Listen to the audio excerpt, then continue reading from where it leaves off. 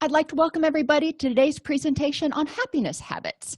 A lot of times when we think about counseling and we go to these counseling seminars and CEU classes and everything else, we're talking about how to treat distress, how to treat things that are making people unhappy. Well, but what are they doing if they're not unhappy? Well, part of that is happy. So we're talking about helping people figure out what the opposite of unhappy is for them and what's life going to look like and how can they keep this happiness train going, if you will. So we're going to learn why these habits in particular contribute to recovery from addiction and mood issues. And we know that people with addictions typically have underlying mood issues, and there's been a lot of research out there that has shown that there's about a 47% overlap of people who have addiction and mood issues. So we may be seeing people in our practice, in a mental health practice, who have some addiction issues, whether it's nicotine addiction or gambling or sex addiction or something else. So we're going to talk about how to help clients implement these, because we can talk about them till we're blue in the face, but they're like, well, being aware and authentic is great, but how do I do that? So we'll talk about that. Awareness and authenticity, acceptance, gratitude, compassion, breathing. Guess what? You're a lot happier if you're actually breathing. No brainer there. Purposeful action and long-term goals. Back talk, and I love back talk when I'm the one doing it, not the one receiving it. Thought conditioning and being sensational. So we'll go into each one of those. Awareness and authenticity. Now, this is one of those clinical meta concepts or whatever that we talk about a lot, but what does it mean? It means to help people get their needs and wants met, but in order to do that, they have to first be aware of them. So to live authentically, to live in a way that helps people get their needs and wants met and be true to themselves, they first have to know what that means. What is it that they need and want? So I encourage my clients to practice mindfulness, asking themselves 3 times a day before each meal. And I like to anchor it with something that they do pretty much every day, because then it's not so hard to remember. It's not like at 10:30 in the morning when you take your coffee break, do this. Coffee breaks, I don't know about you, but for me, they don't always happen. And I've got 6 other things. But if I have something that's kind of part of my routine, like washing your hands before you eat, then it becomes more second nature. And I want people to check in with themselves throughout the day, because how they feel when they get up in the morning may be very, very different than how they feel at noon or how they feel at 5. And it doesn't necessarily mean it's worse. They could get up, and I know this happens to me a lot because I have allergies. So I wake up in the morning and I'm like a little stuffy and a little groggy and having a difficult time kind of getting kick-started. But I go to the gym, and after that and getting cleaned up and getting to the office, I'm usually feeling a lot better by noon. So actually by 10:30 or 11. So what I needed at 8 a.m. is very different, and what my wants are at that point. At 8 a.m. I was wanting to go back to bed. So have clients figure out when they're going to ask themselves these basic questions. What is it that I need right now? There's a lot of things I may want, but what is it that I really need? And for me, like I said, getting up in the morning, I know that if I get my blood moving, and this isn't true for everybody, but for me, if I exercise in the morning and get my blood moving and then take a nice hot shower, it kind of gets me jump started. So what do your clients need when they first get up in the morning, when they at lunchtime, and they can look back over their morning and see kind of how it went, look towards the afternoon, what's upcoming. So what do you need to do right now? Helps people get regrounded. And then also ask themselves what vulnerabilities they currently have.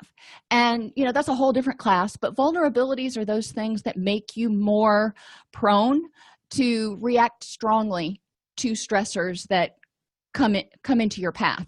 So if you're overtired, if you're sick, if your nutrition is poor and you're not making enough neurotransmitters, so you're feeling kind of depressed, if you've got a million and one balls in the air and you're trying to juggle too much and you feel overwhelmed, you may feel more vulnerable. You may be kind of like right on the precipice, and the next thing that comes along is going to be the straw that broke the camel's back. If you identify this, then, or if you have clients pay attention, then they can figure out, how do you mitigate that? So if a client knows, hey, it's been a rough morning, I don't know that I can take much more, what do I need right now at lunch to mitigate stress for the rest of the day? What can I do? And that may be closing your door so people aren't barging in all the time, or what is it that they need to do? So when you're stressed, what can you do to help protect yourself from an onslaught of any additional stress or negativity? And you can't prevent it, but you can protect yourself. You can avoid, maybe if you've had a really long day, you can avoid driving home in the middle of rush hour traffic. You can try to get your work done in a timely manner. So maybe you can get out a little bit before rush hour and not have to fight with people. Or sometimes if we work in Nashville, by 3:30 traffic is tied up. So if we're there past 3:30 in Nashville, we'll just stay and eat dinner in Nashville, and then we'll come home, so we miss that rush hour instead of sitting for 2.5 hours on Interstate 40.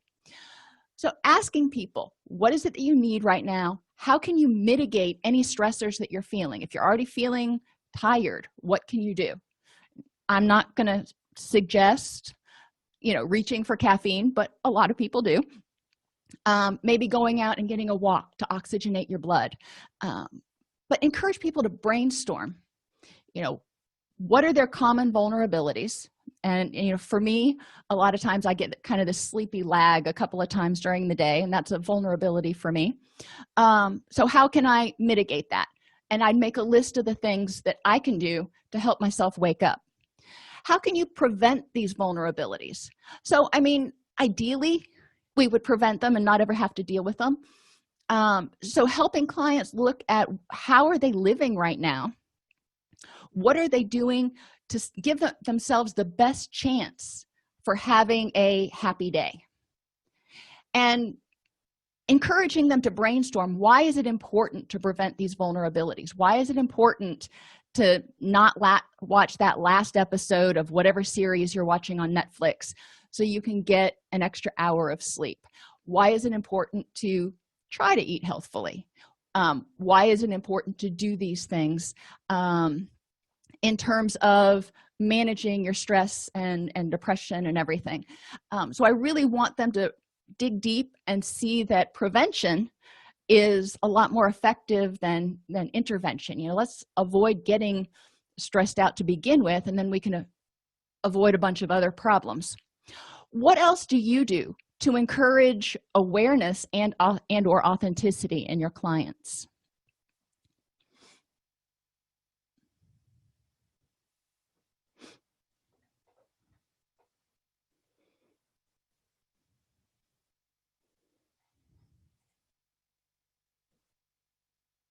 While you're thinking about that, living authentically means living in a way that's true to yourself. So like I said earlier, before clients can be authentic, they have to know what everything means to them, what makes them happy, what are their needs. So I have clients define what makes them happy. How will their thoughts and outlook change when they are happy? So it's a matter of talking about, imagine you woke up tomorrow and you had achieved your goal of a rich and meaningful life, or happiness, or whatever they're calling it. How are your thoughts and outlook different? I know for me, when I'm in a good mood, my thoughts tend to be more positive and rose-colored and, whatever. And when I'm in a bad mood, I tend to be much more